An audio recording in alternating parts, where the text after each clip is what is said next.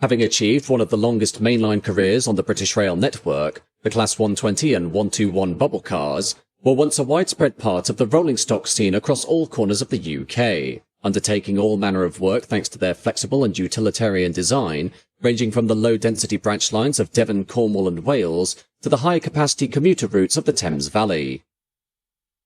The concept of the single-car DMU was not a new one when British Railways began its policy of replacing steam with multiple units in 1954, as the Great Western Railway of the pre-war era had operated a fleet of successful units, or railcars as they were known, for many years, the most famous of which was the 1933 railcar design that emerged from the Swindon Works and were distinguishable by their use of a streamlined Art Deco profile.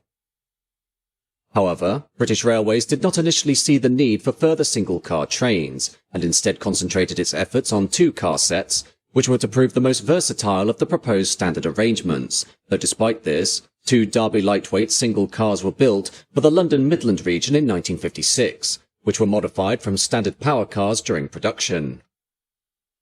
It was to be a further 2 years before the need arose for a fleet of standard single-car units, which were intended for use on routes where traffic was too light to justify longer trains, and thus an order was placed with the Gloucester Railway Carriage and Wagon Company for 20 single-car units which were to be based on a suburban power car design that was in production at the time at the Derby Works. These single-car units would differ from the conventional design through the fitting of an additional driving cab at the guards van end of each car, with these new units, later to become the Class 122, being based on the 62-foot chassis that had become standard for suburban and intercity vehicles, and would be of an all-welded steel construction. A total of 65 second-class seats were provided in 2 saloons, one for smokers and one for non-smokers, while the mechanical layout followed that which by then had become universal, and featured 2 AEC engines driving the wheels through a self-changing gears mechanical transmission. The first of this order was delivered in April 1958, and the rest followed quickly, with the last examples entering service with British Railways only 3 months after the first had been delivered, these single-car units being allocated to the Western region, where they were based at Southall, Reading and Tyseley, and initially employed on the Ealing to Greenford branch during August of the same year.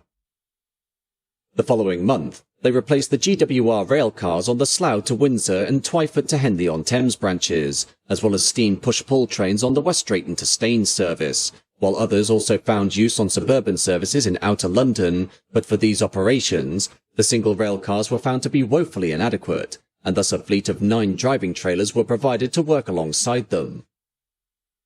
From the outset, the Class 122 units proved to be a reliable and versatile addition to the BR fleet, thus leading to the decision being made to construct a further 16 cars and 10 trailers, again for use by the Western region, though this time the order was placed with the Press Steel Company, which was at the time constructing its own version of the standard British Railways suburban unit, later to become the Class 117.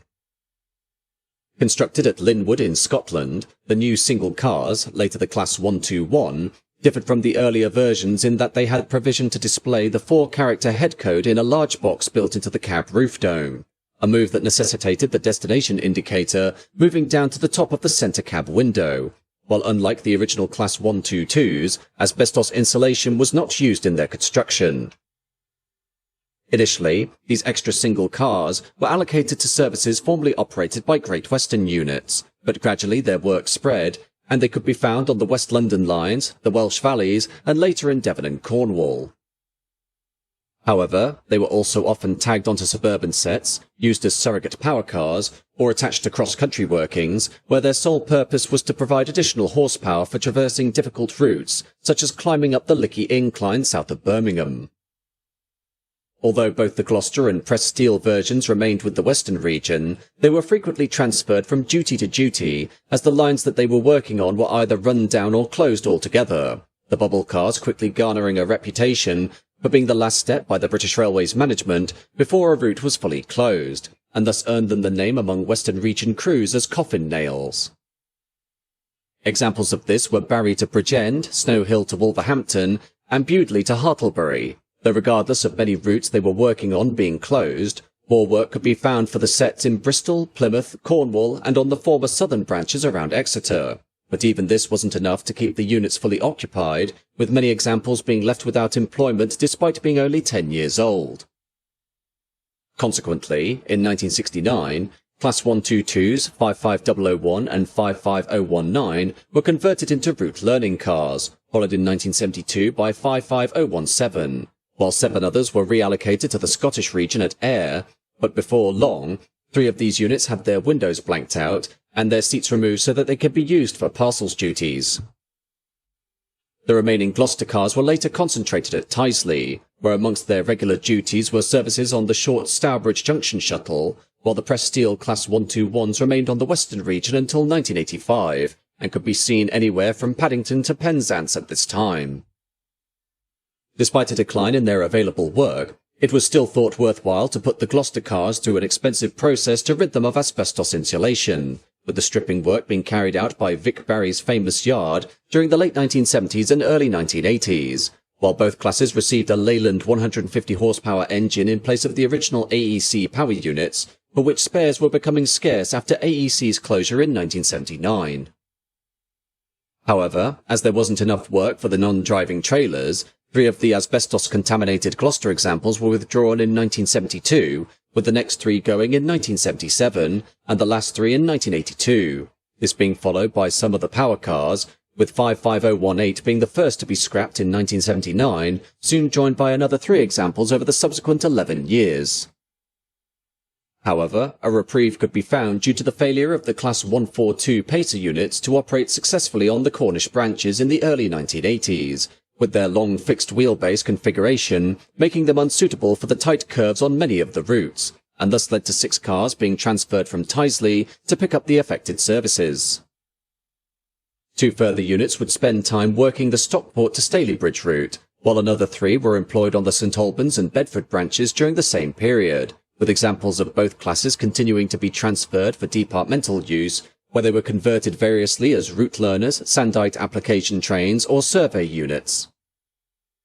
By 1992, the remaining Class 122s were still seeing work in Cornwall, while Class 121s were allocated to Plymouth, Tyseley and Old Oak Common, 4 of these 121s being dispatched to Bletchley for use on the Bedford to Bletchley line and the Gospel Oak to Barking routes, followed later by 3 units moving to the Great Eastern for use on the Sudbury branch. Meanwhile, passenger workings for the Gloucester cars ceased in 1993, as the last example was withdrawn from Cornwall, but even this was not the end for these trains, as units continued to be converted for departmental use, with one of the final pair of Class 122s, 55012, being taken on by freight operator Load Haul as a route learner in the late 1990s.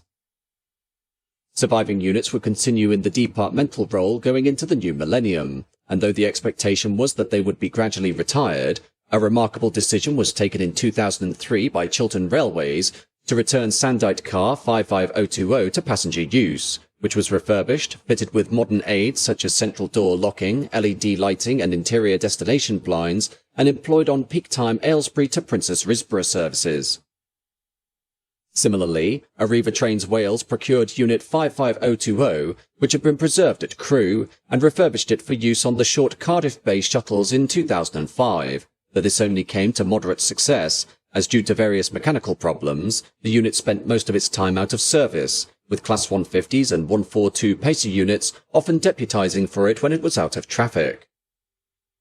Another unit to gain a second passenger career was 55034, which had been in private ownership at Tyseley, but was purchased by Chiltern Railways to provide a backup unit for the Princess Risborough operation, the 2 Chiltern-operated Class 121s finally bowing out of service on May 19, 2017, when 55020 and 55034 worked together on the Princess Risborough branch for the final time, ending 57 years of dedicated service on the network. Nevertheless, the bubble cars, due to their small size and efficient running, proved to be immensely popular with heritage railways, so much so that the bulk of those units built have been bought for preservation following withdrawal, many of which were ex-departmental sets that have either been fully refurbished or are stored awaiting cosmetic restoration to regular passenger use. Ultimately, the Class 121 and 122 bubble cars, when built, were essentially but a simple answer to the need for providing single-carriage diesel units on low-density branch lines, amid a period when the wider railway industry was facing severe decline, though with such moves as the Beeching Axe that stripped hundreds of miles of track from the system, the employ of these trains was taken off them before they were even a decade old. However, their ability to be easily transferred from one route to another, as well as being able to bolster high-capacity services on routes such as the Thames Valley Line, meant these trains could continue to see active service far longer than many of their more notable kin, like the Class 101 and 105, and in the end, their 57 years would be a testament to their flexible and sturdy underpinnings that remained useful even into the new millennium.